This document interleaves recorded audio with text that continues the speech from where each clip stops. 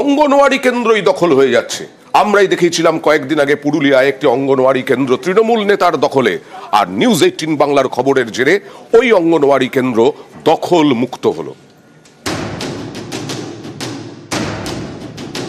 পুরুলিয়ার আরশা ব্লকের বেলডি গ্রাম পঞ্চায়েত, এখানকার যাত্রাটাঁড় অঙ্গনওয়াড়ি কেন্দ্রটি এতদিন ছিল স্থানীয় এক তৃণমূল কর্মীর দখলে। নিউজ 18 বাংলার খবরের জেরে অবশেষে দখলমুক্ত অঙ্গন।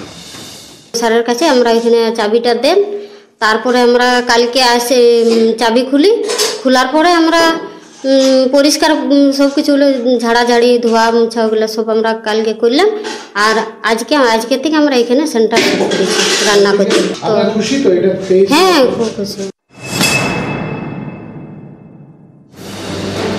গ্রামের সরকারি আইসিডিএস সেন্টার, সেটাই দখল করে বসেছিলেন স্থানীয় তৃণমূল কর্মী রঞ্জিত গড়াই। অঙ্গনওয়াড়ি দখল করে পার্টি অফিস করে বসেছিলেন। প্রায় 10 বছর ধরে জবরদখলের অভিযোগ। এর জেরে স্থানীয় একটি স্কুলের ঘরে চলত অঙ্গনওয়াড়ি কেন্দ্র। গত সপ্তাহে এই খবর দেখানো হয় নিউজ 18 বাংলায়। এইখানে চলছে সেন্টার ঘর নাই।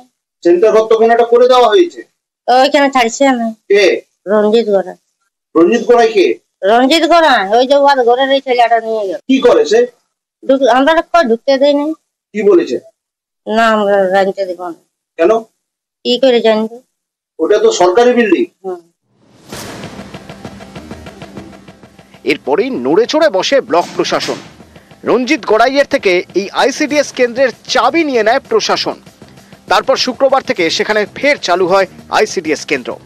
ওটা ওনার একটু ব্যক্তি স্বার্থের জন্য উনি ঠিকাদারের সাথে কিছু ঝামেলা বলছিলেন, কিন্তু আমরা ওনাকে ডেকে প্রশাসন তরফ থেকে ক্লিয়ারলি ইনস্ট্রাকশন দিয়ে দেওয়া হয়েছিল যে দেখুন ঠিকাদারের কি সমস্যা আছে না আছে, তার জন্য আপনি সরকারি সম্পত্তিভাবে করতে পারেন না, এবং ওনাকে বুঝিয়ে আমরা চাবি ওনার কাছ থেকে নিয়েও নিই। জায়গা আমাদের, এবং আমি মহামান্য আদালতের কাছে আমি যাব। জায়গা একটু আমাদের ডিস্ট্রিবিউট আছে, জায়গা আমার দান করার নাই, কিন্তু আপনি চাবি দিয়ে দিয়েছেন। পুরুলিয়া থেকে ইন্দ্রজিৎ মণ্ডল, নিউজ 18 বাংলা।